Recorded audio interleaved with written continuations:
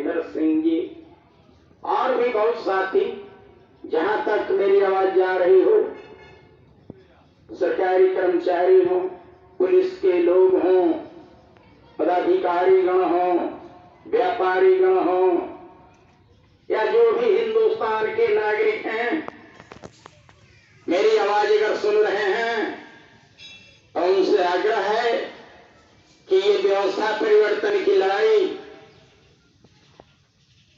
के लिए ये लड़ाई चल रही है।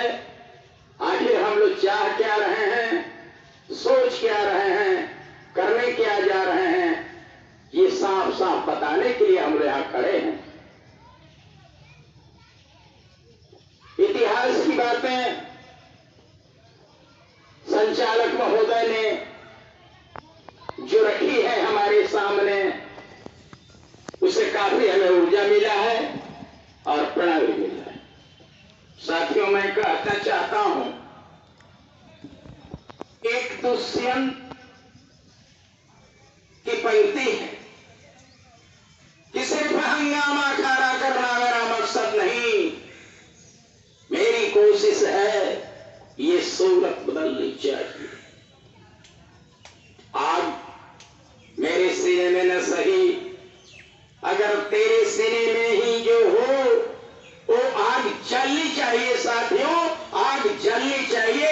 ये कहने का मतलब यह है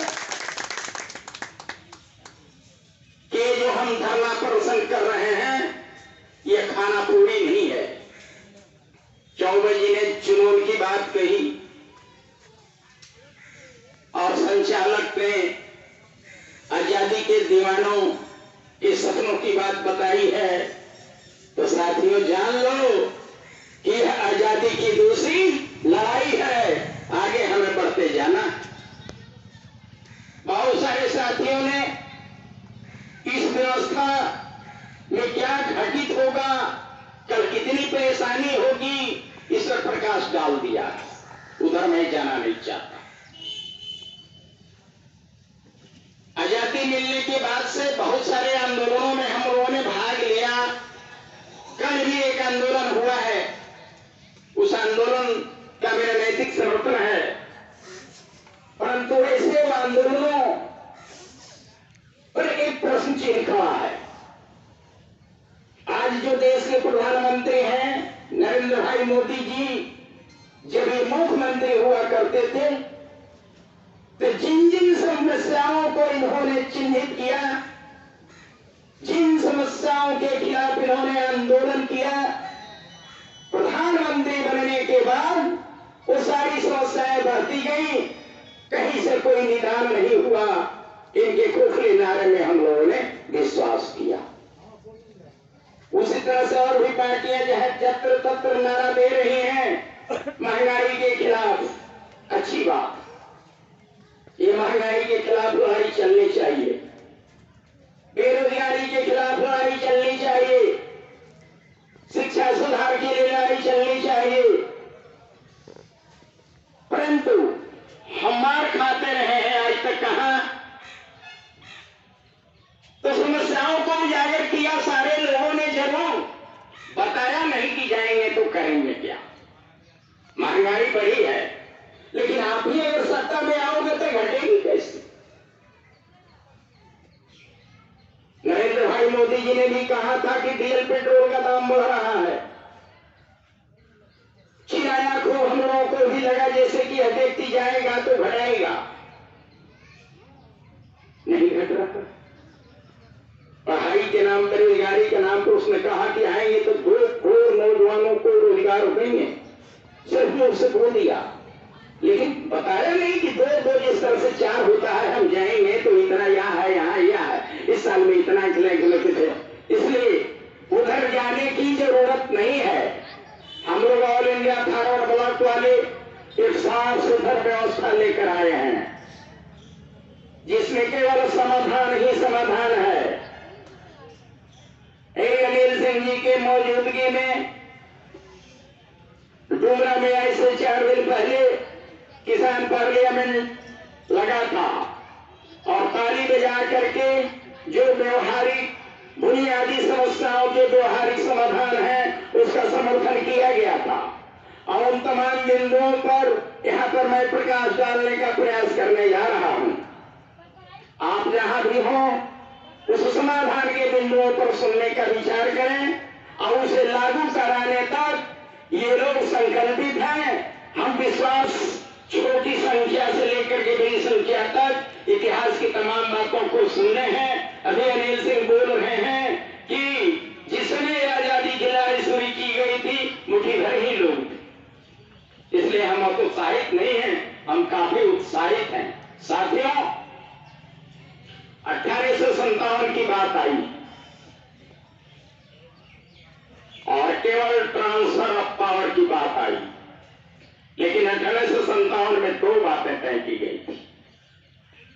एक ट्रांसफर ऑफ पावर की बात की गई थी और दूसरी बात की गई थी कि जब पावर हमारे हाथ में आ जाएगा तो इस फोटो पर, तस्वीर पर एक फोटो दिखाई दे रहा है बैनर पर, शाहजालाल सरस्वती जी का, नेताजी सुभाष चंद्र बोस जी का, शहीद आजम भगत सिंह का।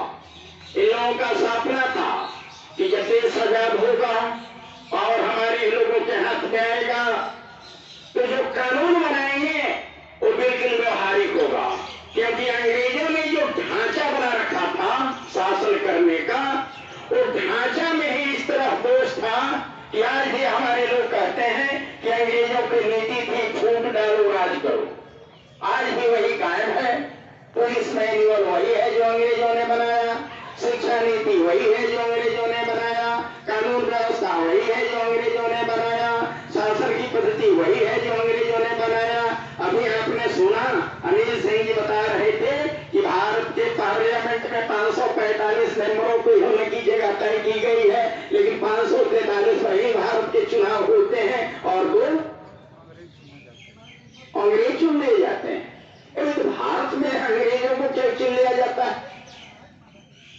प्रश्न तो खड़ा हो गया, कहां गुलाम है? तो इन्हीं सारी व्यवस्था परिवर्तन की लड़ाई का नाम आजादी की दूसरी लड़ाई को लेकर के हम लोग बढ़ रहे हैं। इस पर्चा में कुछ मांग है, जो पर्चा आप लोगों के सामने गया है, ये पर्चा में तमाम चीजें नहीं है, लेकिन नीचे लिखा गया है कि अगर हम इन व्यवस्थाओं को लागू करने में कामयाबी हासिल कर लेते हैं तो हमारे सामने नए युग की नई चुनौतियां जो सामने आती जाएंगी, इसी रास्ते से उनका भी सामना करते जाएंगे और उन तमाम चुनौतियों को रोकते हुए आगे हम एक समाजवादी देश और स्वस्थ लोकतंत्र की कामना स्थापना करने में कामयाबी हासिल करेंगे। इसको मान करके हम आगे चल रहे हैं। साथियों, ये देश है किसानों का।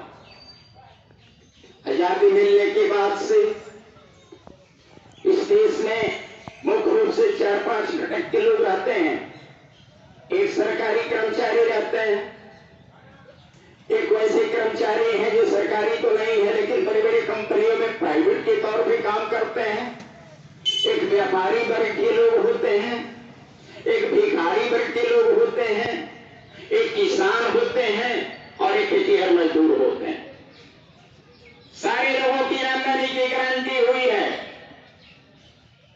क्योंकि सरकारी कर्मचारी चाहे 5,000 उसका तय हो या 5 लाख तय हो, 30 दिन काम करने के बाद उस कर्मचारी का न दहता है, न सूखता है, न उपवास चलता है, न मिर्गाई खाती है, न कोई जानवर नुकसान करता है। बंधी बंधाई रकम 30 दिनों के बाद मिल जाता है। वैसे लोगों की आमदनी की गारंटी है। एक समानांतर व्यवस्था है, लिमिटेड या प्राइवेट बड़ी बड़ी कंपनियां जैसे टाटा, बिरला, अंबानी, मुकेश इत्यादि में, उन लोगों का भी सैलरी सरकारी सैलरी के इक्विवेलेंट है, उन्हें भी मेडिकल की फैसिलिटीज है, उन्हें भी छुट्टी मिलने का प्रावधान है, काम के घंटे तय हैं, ओवर टाइम भी मिलता है, वो भी अगर काम करें ईमानदारी पूर्वक बंधी बंधाई रकम उन्हें भी 30 दिनों के बाद मिलती है। नहीं काम करें तो कट जाती है, अलग की बात, लेकिन उनका भी आमदनी का गारंटी।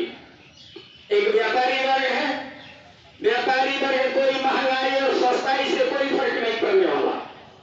अगर 15 रुपए मीटर का प्याज खरीदता